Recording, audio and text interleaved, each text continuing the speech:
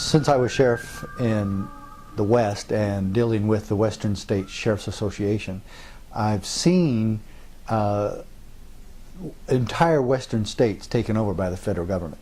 Where I was sheriff in Graham County, Arizona, which is southeast Arizona, the federal government claims to own 95% of our county. 95%. Do you know where the tax base comes that helps the county survive? It comes from the land. So Graham County gets 5% because Mother May I in Washington, D.C. has said, that's all you get. And yet I looked at it and discovered that New Hampshire is only 2% owned by the federal government. And I said, why such a huge disparity? But if you look at Idaho, Nevada, Utah, Wyoming, Montana, Colorado, New Mexico, Arizona, they're all owned by the federal government or claimed to have been owned by the federal government up to about 85%, 87%. That's about the average of all those western states. And yet every state is admitted into the Union through and by the Constitution under the equal footing doctrine. That means every state enters just like New Hampshire did, or just like New York did, or the 13 first states, the 13 colonies, the original states. And yet the federal government claims to own all the land. Then I studied it and found out the federal government is not allowed to own all that land.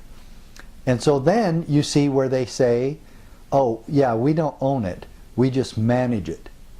Like there's a big difference. You know, if we can tell you to stay off the land and we can tell you that we're going to manage it and you can't do anything about it, well, they're basically claiming ownership, but they do not have title to the land. And is it really Arizona?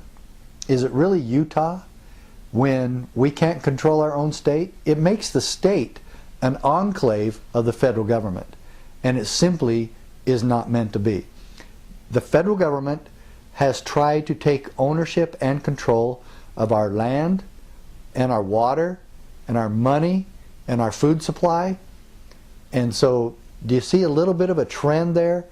It's a little bit dangerous that we've allowed so much power to be concentrated in Washington, D.C.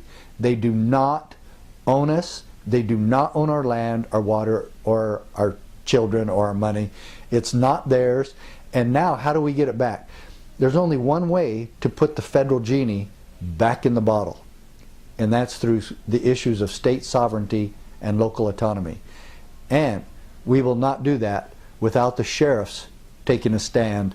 If we're going to put the genie back in the bottle, it's going to be up to the county sheriffs.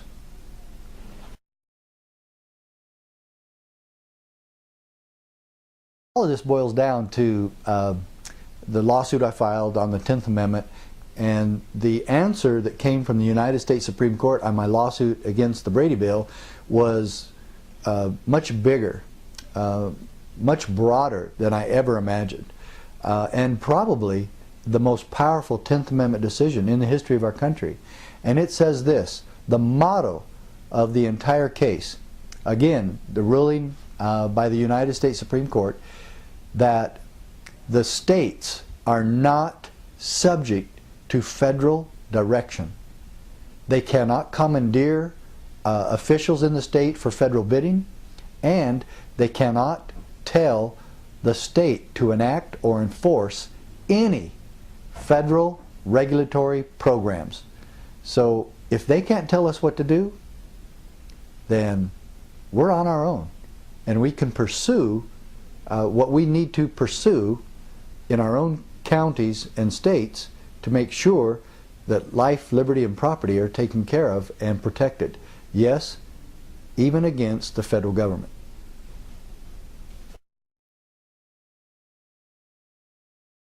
When I was sheriff, we had an example of this federal intervention in the flat area that we live, in the desert area that we live in Graham County, Arizona. If you get 1.5 inches or 2 inches of rain in one day, you're going to have flooding. and the Solomon Bridge washed out. This is on the east part of the county. And people who live on the north side of the bridge have to take their children to the south side of the bridge to go to school. And the Army Corps of Engineers would not allow the county to repair the bridge. We're not talking about building a new bridge, just simply put the bridge back that was there. So they said, you can't do any dredging, you can't touch that river. This is the Gila River. It belongs to us. It's ours. We've always had it. Army Corps of Engineers says, don't touch it. And then after months and months of this and trying to work with the federal government and get the bridge fixed, the people who are now having to drive 50 miles around to get their kids to and from school are getting a little bit upset.